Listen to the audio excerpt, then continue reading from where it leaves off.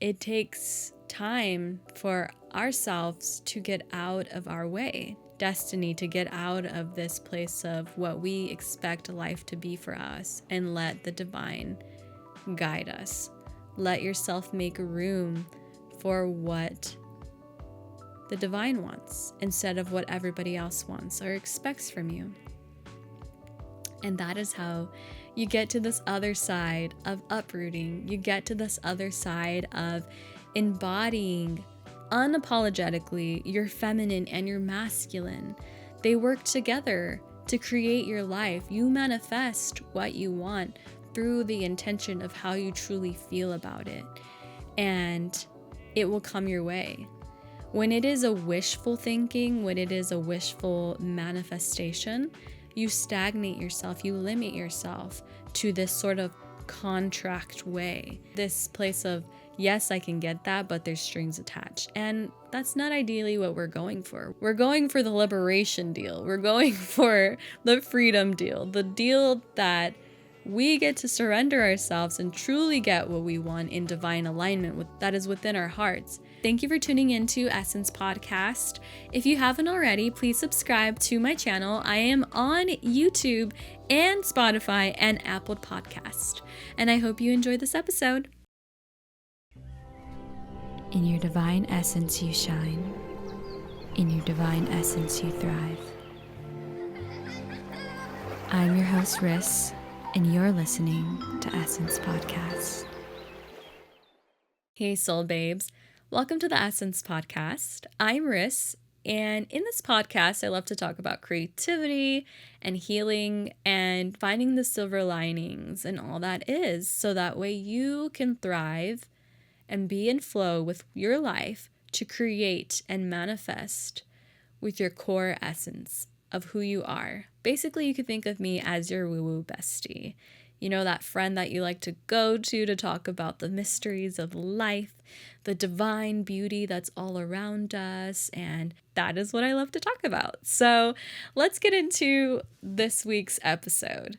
This week's episode, I guess you can say, is more of this wrap-up series. I didn't really see it as a wrap-up series until here I am, now wanting to reflect on episode 10 and 11 and a few of the episodes before that. But 10 and 11 really talked about how we have a tower, which is our mental way of thinking, our structured way of living begins to fall. And it all started with basically me sharing the story of how I live in LA and there's so many earthquakes that happen here. And that specific earthquake that happened during the time I had recorded episode 10, it symbolically started to look like my life. It started to look like how I felt inside. And I was beginning to see the tower crumbling. That led into sharing how we hit this place where our life needs to change.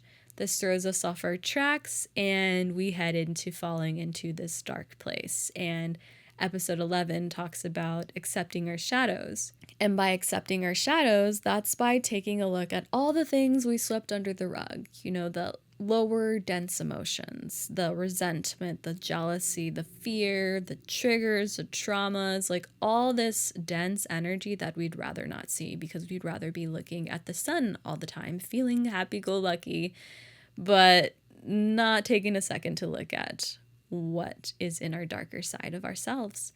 So that was episode 11, but I also covered even in the duality of our shadow, there is this place of yes, we have our darker side there with the dense, heavy emotions, but in order to create something new, to create more of life, we have to be able to clear out our shadowy side of ourselves, accept those heavier emotions, accept those heavy memories in order to make space for new ones, in order to make space for new seeds to grow, new opportunities.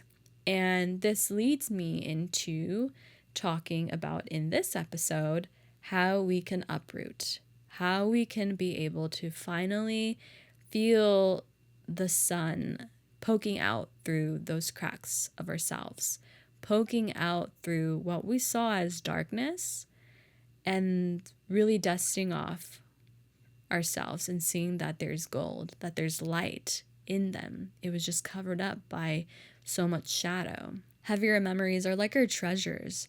They're like the keys to being able to proceed into a life of enlightenment, a life of wisdom. When I had filmed the first 2 episodes, that was like a heavy moment in the astrological world within our whole community, within our whole earth, because there was a eclipse portal and there was a super full moon in Pisces. So it was very watery and messy and heavy. And believe me, I did not think I was actually going to feel it all, but I guess that's what life is all about. You feel it all.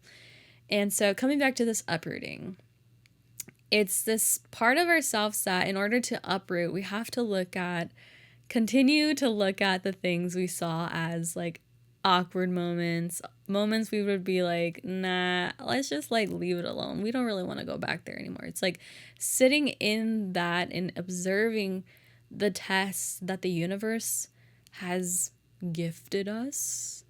We wouldn't really want to see a test as a gift, but it technically is. It's our gift to be able to see like, okay, if I can make it through this, I'm on to the next one. I'm up a level on this game called life.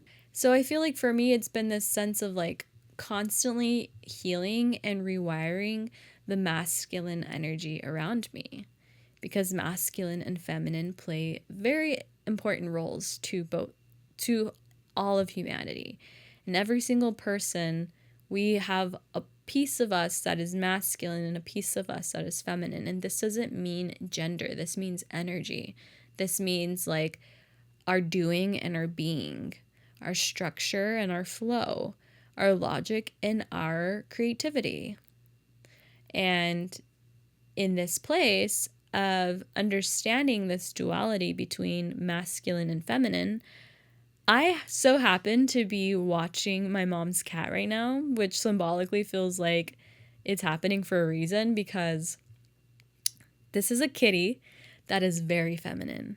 She is like, meow, I don't care. I'm going to do what I want. Meow, I am a confident kitty, which is something that I need. I need confidence medicine, and she so happens to be this confidence being in my life, this confident little soul in my life. And so I feel like ironically it's playing its part. Like spirit is playing the cards right in everything that is going on in my life. And this kitty is very active. She likes to run around and she's jumping everywhere. And I have a Stanley mug and it's sitting on top of the armrest on the couch. Her name is Luna. And Luna is running around everywhere, every which way, going up and down all around us on the couch. And then she runs into the Stanley cup and it falls over. I hear a crack and I'm like, oh no, like I have my sound bowls on the ground. Please, God, don't let that be true that my sound bowls broke. And then I look on the side and what do you know it, like my sound bowl breaks. And I have two. So the little one survived, but the bigger one did not. It fell apart. And so in that moment, I was just like crying, like someone had died. Like basically a part of me died. A part of me cracked open. I had made so many memories with this sound bowl. Like I actually, I started my journey of healing myself and getting through this journey of understanding the divine by sound. My boyfriend is the one that actually bought me my 2 sound bowls, and it has been something that I treasured for so long. It has been something that has brought so many great opportunities, so many events I held with these bowls. And so like the life flashed before my eyes of everything I had done with these bowls. There was a part of me that was like, what am I without these bowls? Like these bowls are like my life, like they actually opened doors for me. My boyfriend is so sweet and so kind that he came up to me and he just knew how much I loved those bowls, that he let me fall into his arms and just cry. I was doing that like really heavy cry where I'm like, like trying to catch my breath. And he let me just do that on his shoulder. Like he just held me there. And in that moment, nothing else mattered. Like the bowls didn't even matter anymore. I was lost in my boyfriend's arms, just feeling his hug.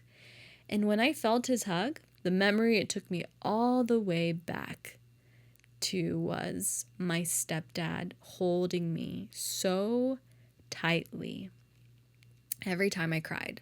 Every time something happened when I was a child, he would hold me in his arms and rub my back and just let me cry. Didn't say a word, just knew that I needed somebody to hold space for me to cry. And my stepdad isn't really my stepdad anymore. My mom and him got a divorce when I was in high school. But his love that he had for me when they were together, he saw me grow up from the time I was 3 to being 18. And he was that fatherly figure that had a sort of feminine side to him that understood what crying was and what it felt like. And it just shot me back there when my boyfriend was holding me and I was crying. And it felt very healing to me. And on top of my boyfriend's sweetness, he took the time to look up YouTube videos and look on Instagram for how to fix a broken sound bowl. He goes to Home Depot and buys the glues I need and sends me all these videos. And he's like, I hope this is healing for you. Other people have broken their sound bowls. And it was just a whole moment of like, oh my gosh, I truly love you for really trying to help me mend myself, like heal myself. And it became this whole moment of like seeing that my relationship with the masculine energy that's been around me is my journey of what I'm uprooting.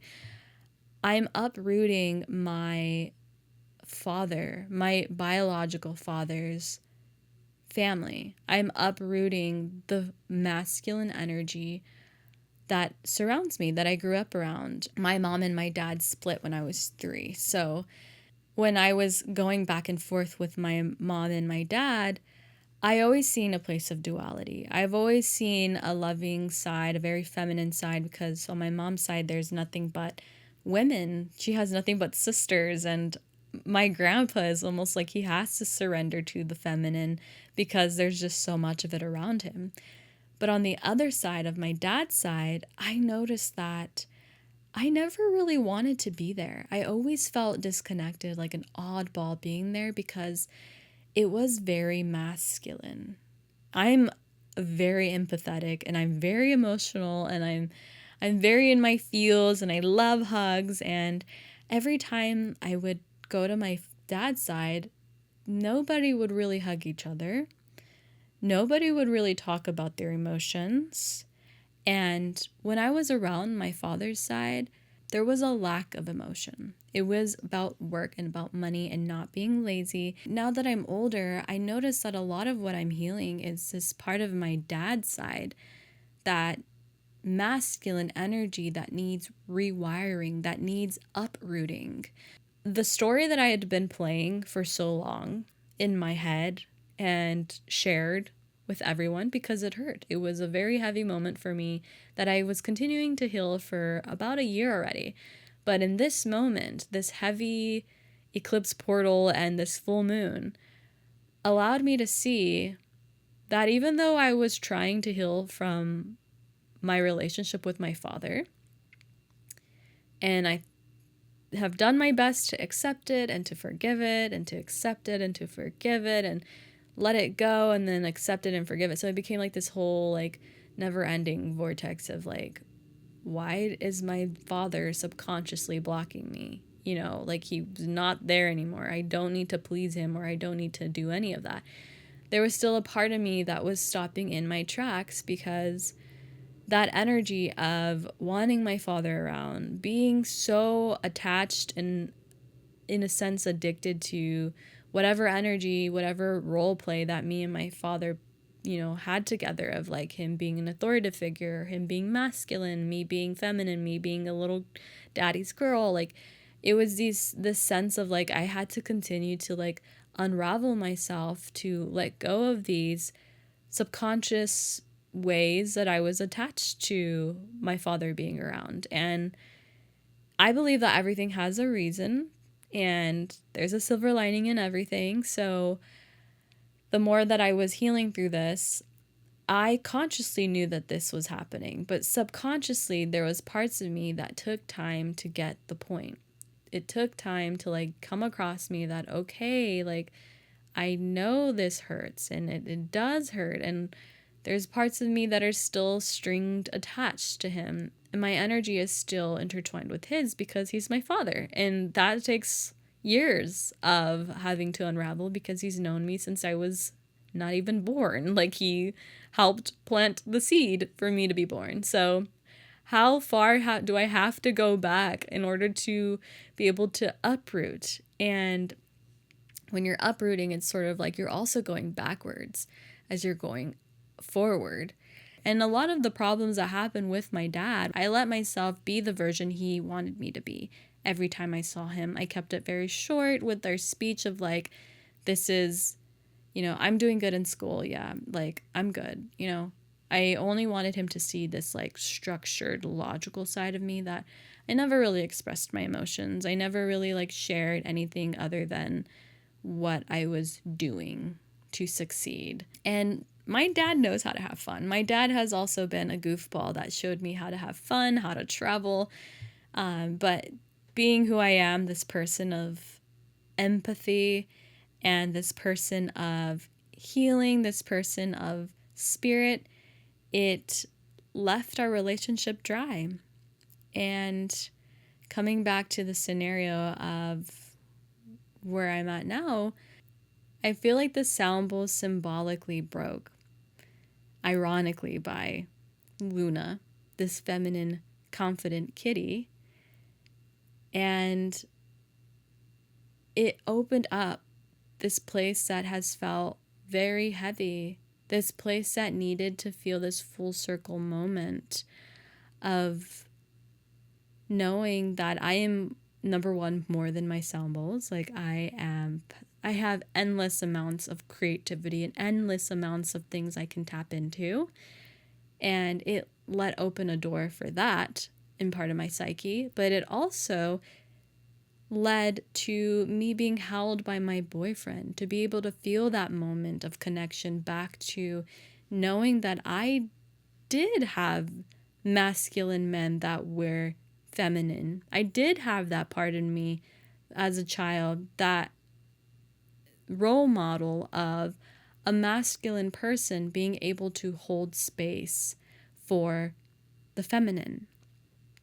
And on the other side, I know that my relationship with my father, the crumbling of the tower and the constant healing and the constant work that has to be done isn't for nothing. It is for a bigger plan. Being able to uproot the ways in which my ancestors and my grandma and my grandpa and my aunts and my uncles, how there's a lack of emotions. There's a lack of emotions being expressed. And I feel like I am that person, that vessel that who gets to break the rules and I guess be the black sheep, but I see myself as more of this rainbowed sheep. And I get to be that example that has not yet been seen by my dad's side of the family. Whatever we're going through is bringing us into this full circle moment. Your story is like constantly being mirrored to you, even throughout your stages of life. So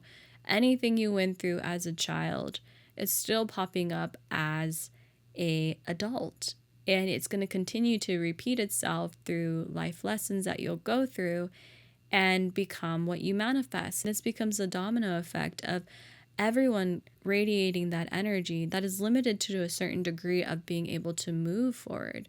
There is a lot of limited beliefs within us that keep us in this stagnant place, but we know we are capable of more. We know we are capable of being everything we've set out to be.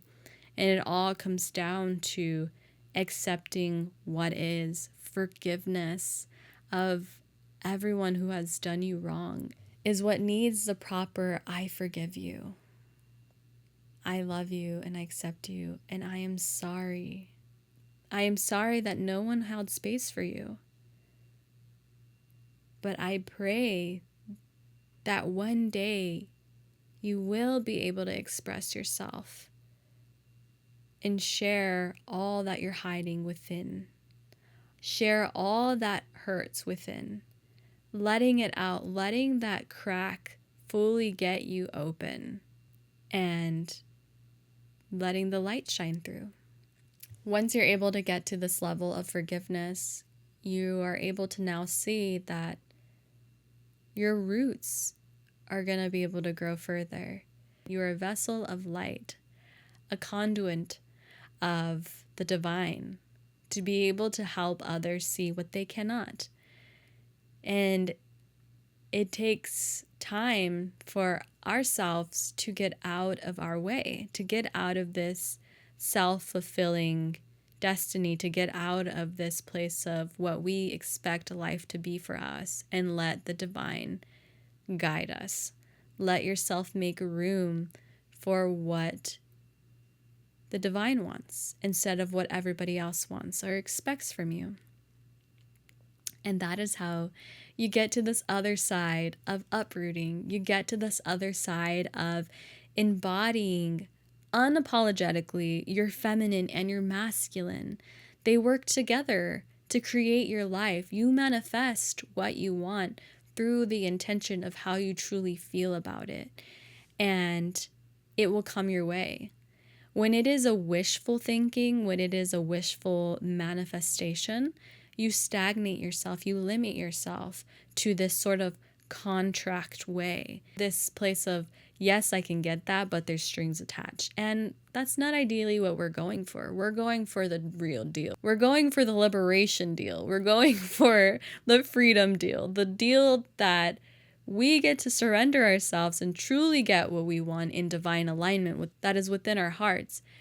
So there's a fine balance between getting what you want and making your way, but the sole quest that you're on here is to be able to actually be of service to others, to be of service from your heart space of acceptance, of love, of awareness. So if you're at this place where your tower has crumpled and you're witnessing yourself seeing more of your shadow, seeing more of these energies of your past pop up and having a hard time moving through them, or maybe you know that you have a shadowy side that is yet to be seen, but you have just been hesitating to see it because of how heavy and dense these emotions could be, I hold a restorative energy session service, and it involves me being able to channel Reiki, to be able to share that with you, and to be able to move the energy through your chakra centers, because this is ideally where all your emotions lie. They lie in your emotional body that surrounds your auric field. And as being this conduit of light, I am able to help you transmute any fears, anything that's blocking your way, and to be able to move this energy up and out. And it is through your intention of being able to see more and to understand more and to heal more. It is through integrating acceptance and awareness of what is. So sometimes we can't do this alone. We need help and we need a support team. And if you feel called to work with me or add me to your support team list, feel free to reach out to me on any of my social media platforms. You can DM me, or you could book a session on my Instagram in my link tree, and we can work together. I do want to close off with some breath work and an affirmation. So if you can, close your eyes, placing your hands on your heart and on your stomach, breathing in through your nose, taking a deep, deep breath in. Exhaling out of your mouth, sighing it out. Breathing in through the nose again, all the way up into the nostrils. Exhaling out.